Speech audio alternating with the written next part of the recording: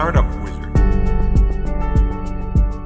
In this chapter, we will introduce you to the Configuration Wizard. This is the first interface you will meet, which will take you through the critical configuration steps of the system. If Enable Wizzard next time is ticked, the wizard will appear every time the device will boot up. Click Wizard Setup to start the configuration. The first step is System Login and Password Set. This stage appears only once on the very first time the device will boot. Set your own password for the administrator account or use the default password. When you use the wizard for the first time, the default username is admin and the default password is 123456. It will not be set until you confirm it.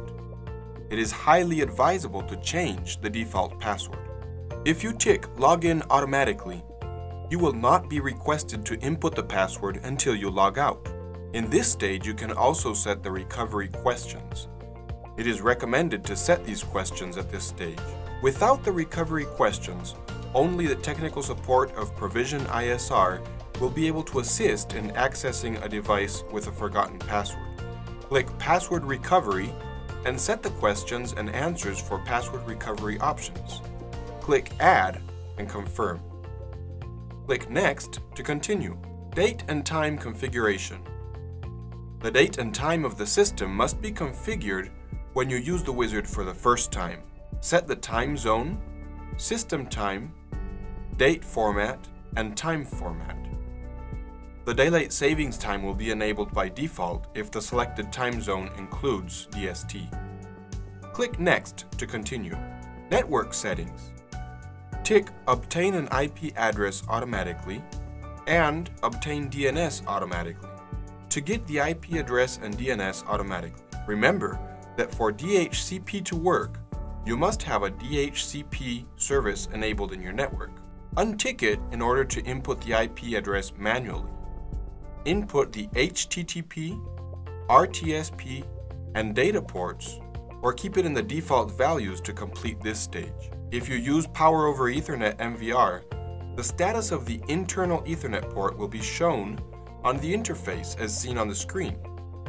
The IP address for the internal switch must be completely different from the device IP address. Click Next to continue. QR code. Tick the NAT to enable the P2P cloud connection. At this stage, you can already scan the QR code using the Provision Cam 2 mobile application. Click Next to continue. Add cameras. Click Refresh to refresh the list of available IP cameras. Click on the plus icon to add a specific camera. Click Add All to add all the cameras in the list. Click on the trash icon to delete an added camera. Or click Delete All to delete all the added cameras. In this stage, you can also configure the IP address and name of the cameras. If you wish to set the network parameters of the camera, click on the pencil icon before adding the camera. In the opened window, input the new IP address, subnet, and gateway. Fill the current username and password of the camera. Click OK to save the settings. Changing the name of the camera is possible only after adding the camera. If you wish to change the camera's name, click on the pencil icon. Input the new camera name and click OK to save the settings. Click Next to continue. Here you can view the disk status, number, capacity, and serial number. If the status indicator is marked unavailable, you will need to format the hard drive disk. Click Format to format the disk. If you have more than one hard drive, you can click on the arrow next to Operations tab and select Format All. Click Next to continue. Record settings.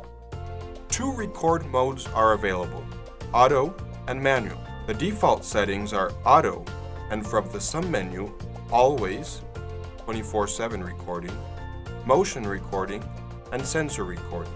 We will not touch the full recording settings in this chapter. please refer to the Settings chapter to learn more about it.